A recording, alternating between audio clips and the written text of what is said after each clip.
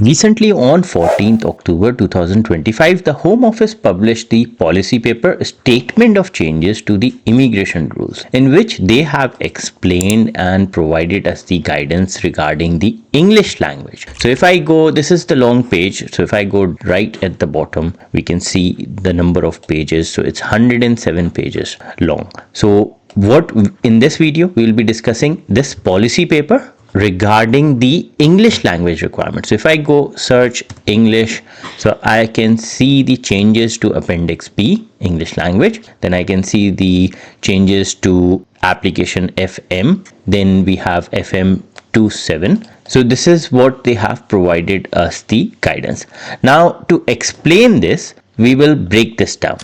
But before that, let me show you how to get this guidance. So just go on gov.uk, the only genuine website. In the search section, just write HC1333. Click search and you will land on this page, updated on 14th October 2025. So this is the statement of changes to the immigration rule HC1333. At the bottom, they have also provided explanatory memorandum to statement of changes. So if I click on this, and if I click on the left side overview of the instrument, and if I go down, this is where it says changes to English language requirement for economic migration routes. Now let's discuss this in detail. I would also like to give credit to Anne Morris for making the immigration rules easier for us. According to the guidance, the change initially applies to the skilled worker, higher potential individual and scale-up visa routes and will apply to those seeking an initial grant of leave under these routes from 8 January 2026. So the rule is not changed now, it will change from 8 January 2026. Further, it says existing visa holders who have already proven B1 level proficiency will continue to be subject to the B1 level requirement, where they are seeking an extension on the same route. So if you are already in the UK on skilled worker visa and you have already proven B1, you don't need to worry about, you will remain safe. Further, it says the new changes means those applying under the work visa routes will need to meet an A-level standard of English across speaking, listening, reading and writing. The good news is dependent of these work visa holders are not affected by this change. But it is expected they will be required to prove B1 level English in the near future. Currently, there is no English language changes to work visa dependent routes. Now let's discuss settlement and other applications. So for example, what will be the scenario for ILR? For ILR, applicants aged between 18 and 64 are required to meet B1 English and pass the Life in UK test. Exemptions apply for those under 18 or over 65 or unable to meet the requirement due to disability or any other exceptional circumstances. Some long residence and private life applicants can apply for settlement with lower English standard. For example, at A2 level, depending on their route and length of residence. In all cases, the Home Office accepts a range of evidence to prove English language ability, but a secure English language test remain the most common method for work and family visa. Further, it says the current rules therefore set B1 as the benchmark for most work routes, A1 or A2 for family visa and B1 for settlement.